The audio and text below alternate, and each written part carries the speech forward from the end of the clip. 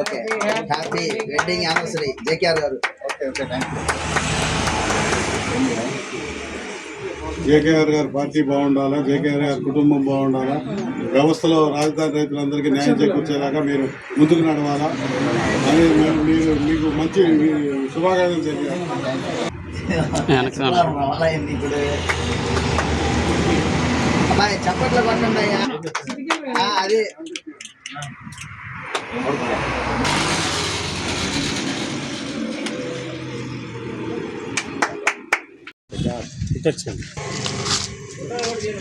నిజమని మేడం.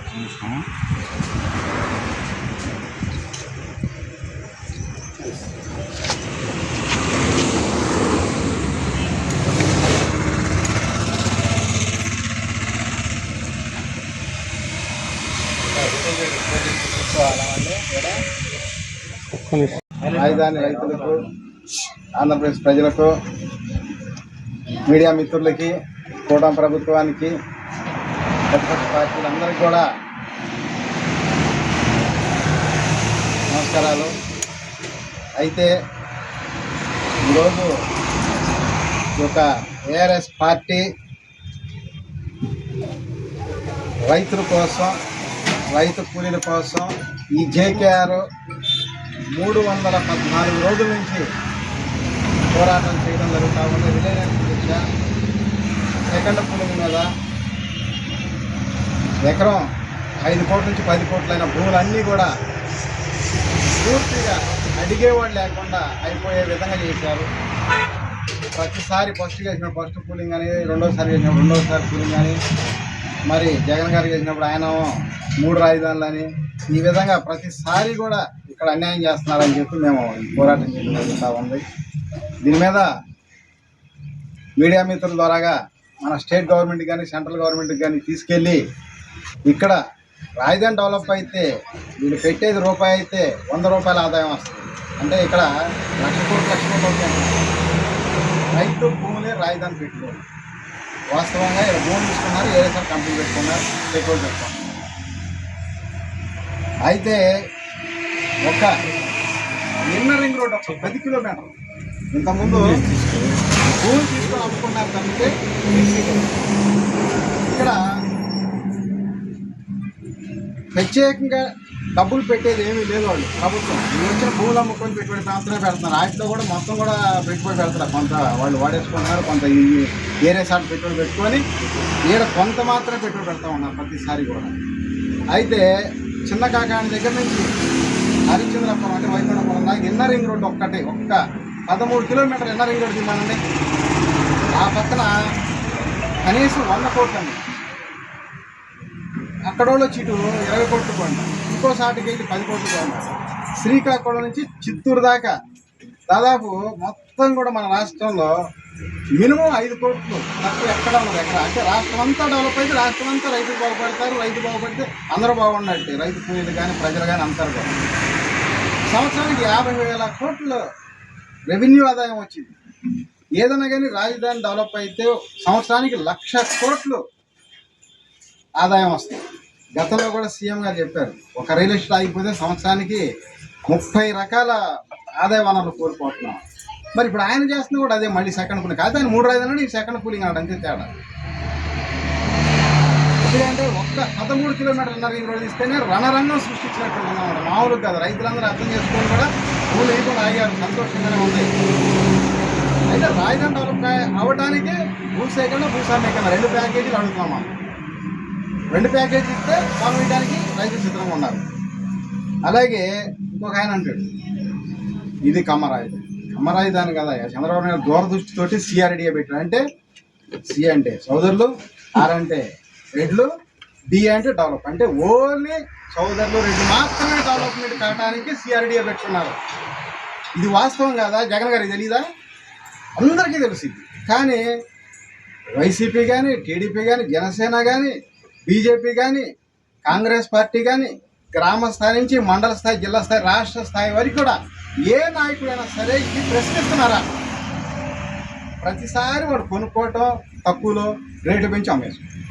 తీరా రైతులు అమ్ముకోకపోతే రేట్లు ఉండవు. రైతుల దగ్గర కొనొద్దు అంటాడు. నారాయణ గారు చెప్తాడు, రైతుల దగ్గర కొనొద్దు, మంచి భూములు కాదంటాడు. అంటే వీళ్ళు తీసుకొని అమ్ముకుంటే మంచి భూములు వాళ్ళ దగ్గర మాత్రమే కొనాలి. ఎంత దారుణం అండి. అసలు ఎందుకు చేస్తున్నారో కూడా, పరిపాలన చేస్తున్నారా లేకపోతే రియల్ ఎస్టేట్ వ్యాపారాలు చేసుకుంటున్నారా అర్థం కాదు. సరే ఎవరో ఒకరు అడగాలి కాబట్టి దయచేసి అడుగుతున్నారు. ఏమైనా చేయండి, దౌర్జన్యాలు చేస్తున్నారు, బెదిరిస్తున్నారు, ఎన్నో చేస్తున్నారు, చేసుకోనండి. ఎంతవరకు చేస్తారో అంతవరకు చేసుకోనండి. ఒకప్పుడు కేసీఆర్ గారు కూడా అలాగే చేశారు, ఇంకా ఏరేరావు చేసిన అధికారంలో రాలేదా? ఇవన్నీ సహజమే, మనం ఎక్కడా భయపడాల్సిన అవసరం లేదు. ఇలా విజయ్ గారు కూడా అట్లాగే ఆయన స్వయం కృషితో స్వశక్తితో వచ్చాడు. ఎన్నో రకాలుగా ఆపరణ చూస్తారు అగ్రవర్గాలు. కానీ పేదలు రాజకీయాల్లోకి వస్తే అగ్రవర్గాల మీద ఎక్కడ దాడులు ఉండవు.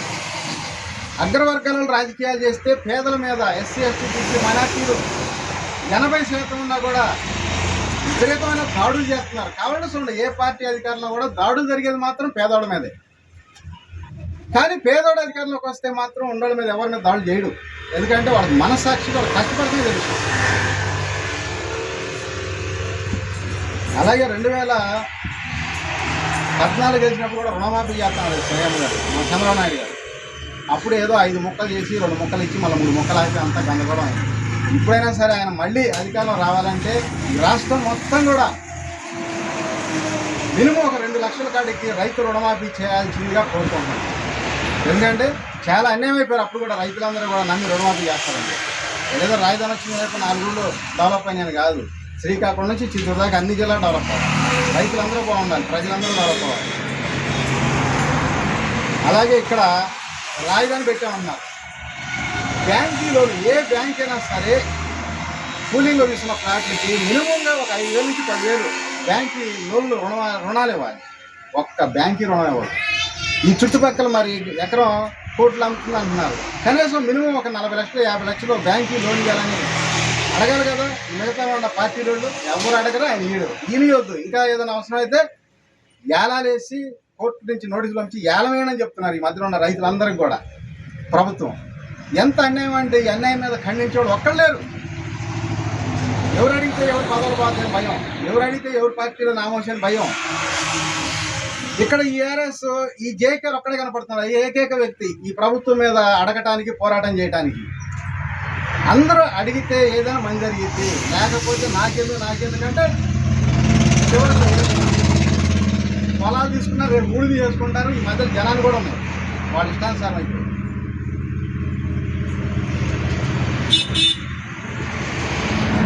రీసర్వే అన్నారు.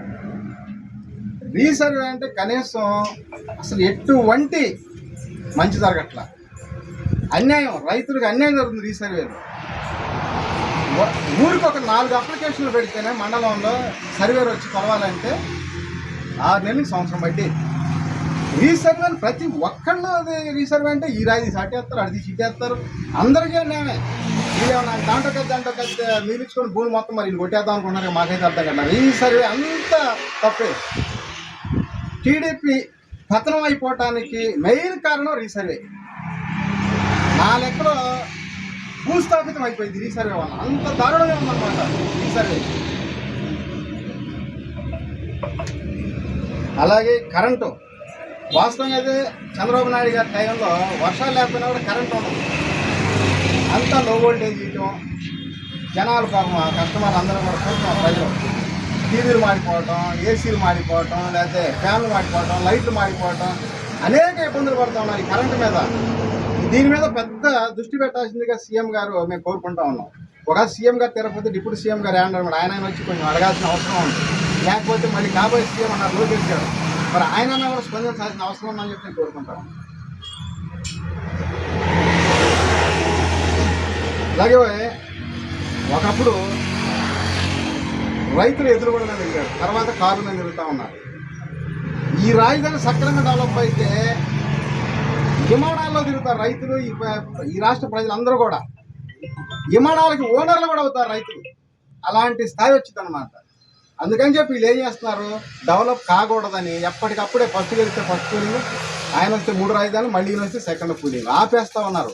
మినిమం 1 కోటి రూపాయలు కానీ పెరగకూడదు. ఈ ప్రాంతంలో ఇన్నర్ రింగ్ రోడ్ తీస్తే చెప్పాక 100 కోట్లు అవుతాయి. అలాంటి పరిస్థితులు రాకూడదు, పెరగకూడదని ఆయన కావాలని కంకణం కట్టుకొని చేస్తున్నారు. ఇలాగే కొనసాగితే ఏఆర్ఎస్ పార్టీకి ఓటేస్తారు నెక్స్ట్ ప్రజలు. ఎక్కడెక్కడ ఏ విధంగా డెవలప్ చేయాలో ప్రతి కుటుంబం 10 కోట్ల ఆస్తి పనుల్ని చేసి తీర్థమని చెప్పి నేను చెప్తాను అన్నా. ఎందుకంటే మాకున్న ఆలోచన మాకుంది, ప్రజల్ని ఎలా డెవలప్ చేయాలి. అందుకని మీడియా మిత్రులు కూడా సోషల్ మీడియా మొత్తానికి కూడా నెలకి 10,000 రూపాయలు గౌరవేతం ఇస్తామని చెప్పాం. అలాగే ప్రతి ఓటర్కి ప్రతి నెల ఒక వాలంటీర్ పోస్ట్ లాగా 5,000 రూపాయలు ఇస్తాం. అలాగే మద్యం ఫ్రీయానం, ఏదంటే కొంతమంది పార్టీలు మేము ఒక 10 కోటలు 10 రోజులు మందికి ఓటేస్తాం, లేకపోతే 1,000-2,000 ఓటేస్తాం. అందుకని ప్రతి ఓటర్కి ప్రతి నెల 5 సంవత్సరాల పవర్కి 5,000. అలాగే మద్యం ఫ్రీగా ఇచ్చేస్తాం. ఆ విధంగా చెప్తామన్నా మన ప్రెస్ మీట్ ద్వారాగా ప్రజలందరూ కూడా తెలియపరచమని. దళితులు ముఖ్యమంత్రి చేస్తాను, కనీసం చివరిలో 1 నెల 2 నెలలు ఇచ్చినా కూడా మళ్ళీ 3వ సీఎం అయ్యేవాడు. ఎప్పుడైనా ఇచ్చిన మాట కట్టుబడి ఉండాలి. నేను దొంగ రాజకీయాలు, దోపిడీ రాజకీయాలని, కనీసం అవినీతి రాజకీయాలని నా కాంపౌండ్ హాల్లో కూడా అడుగు పెట్టలేనని చెప్పి ప్రెస్ మీట్ ద్వారా ప్రజలు చెప్తా ఉన్నా. ఇచ్చిన మాట కోసం పనిచేస్తా, ఏదైతే చెప్పామో అదే చేస్తాం, చెప్పింది చేస్తాం, చెప్పేదే చేస్తాం అన్నమాట. అదే మాకున్న సిద్ధాంతం 100%. ఒకప్పుడు వామపక్షాలు చెప్పేవాళ్ళు, కానీ మనకు అవకాశాలు ఇచ్చేవాడు కాదు. కానీ నేను చెప్తున్నా, అంతకన్నా కూడా నెంబర్ 1గా చేస్తే వెళ్తామని చెప్పి.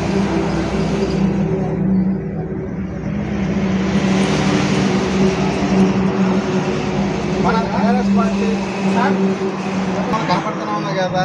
మీ పార్టీ తరఫున మా స్టాండ్ విజయ్ గారు సీఎం కావాలి, తమిళనాడు నుండి దళితులు ముఖ్యమంత్రి రావటం, రాజకీయాల్లో మార్పులు, వ్యూహాత్మక మార్పులు మొదలవుతున్నాయని చెప్పి నేను చెప్తా ఉన్నా. అక్కడ విజయ్ గారి మీద కూడా రాజకీయ కుట్రలు జరుగుతూ ఉన్నాయి. అగ్ర వర్గాల కుట్రాలన్నమాట ఇవన్నీ కూడా. ఎవరు కూడా దళితులు కాకూడదని. కానీ దళితులు ముఖ్యమంత్రి అవడానికి స్టాలిన్ గారు బీసీ అయ్యుండి కూడా ఆయన మద్దతు తెలిపాడా లేదా? మరి ఇంకా కావాలి కొంతమంది ఏదో పూర్వకంగా కుట్రాల పని ఆపుతూ ఉన్నాడు. ఎంత ఆపినా కూడా ఒక శక్తి, ఒక ప్రళయాన్ని ఆపలేరు. తాత్కాలికం అవన్నీ 100% సక్సెస్ అయింది. అక్కడ ఎన్ని ఇబ్బందులు పెడితే దేశవ్యాప్తంగా కూడా జాతీయ రాజకీయాల్లో కూడా SC BC, SC ST BC మైనార్టీలు 80% ఉండి మనం ఏమీ చేయలేని పరిస్థితులు ఆగిపోయాం. ఇవన్నిటి కూడా మళ్ళా ఒక కొత్త నాంది. అంటే ఇక్కడ జరుగుతున్న డెవలప్మెంట్ మనం ఏం చేస్తాం, ఏ కాడికి నెక్స్ట్ జగన్ సీఎం ఆయన అయిపోయాడుకో, ఆయన వచ్చిన తర్వాత నెక్స్ట్ చంద్రబాబు గారు. అంటే వీళ్ళే కానీ మన ఎస్సీ ఎస్టీ బీసీ మైనార్టీలు 80% ఉన్నాం. మనం ఓటు ఎందుకు వేసుకోకూడదు, మనం ఎందుకు సీఎం కాకూడదు అని ఈ ఆలోచన రాదు. అభిమానం ఉంటే ఫోటో పెట్టుకోండి. ఓటు మన హక్కు, అది అంబేద్కర్ గారు మనకు కల్పించిన హక్కు. కాబట్టి ఆ ఓటు హక్కును వినియోగించుకొని మనం అధికారంలో రావాలి. ఆ సంతకం చేసే కాదు మనం ఉండాలి. ఎస్సీ ఎస్టీ బీసీ మైనార్టీలు ఆనాడే మార్పులు వస్తాయి. ఇవాళ కనీసం 1,00,000 కోట్లు ఉండోళ్ళు 100 మంది ఉన్నారు, 1,000 కోట్లు ఉండోళ్ళు 1,000 మంది ఉన్నారు, 100 కోట్లు ఉండోళ్ళు 1,00,000 మంది ఉన్నారు. ఏ సామాజిక వర్గంలో అయినా సరే నేను చెప్పేది ఏంటంటే 1-2% మాత్రమే డెవలప్ అవుతున్నారు.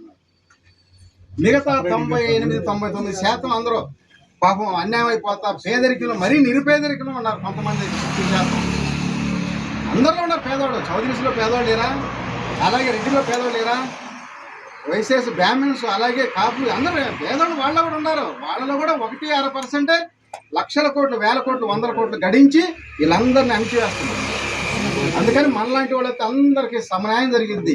ప్రతి కుటుంబం 10 కోట్ల ఆస్తి పనులు ఎలా చేయాలో అని నేను చెప్తానే ఉన్నా మేనిఫెస్టోలో. ఆ విధంగా చేసి తీర్పని చెప్పి నేను ఈ యొక్క మీడియా మిత్రుల ద్వారాగా ప్రజలు తెలియపరచమని తెలియజేసుకుంటా ఉన్నాను.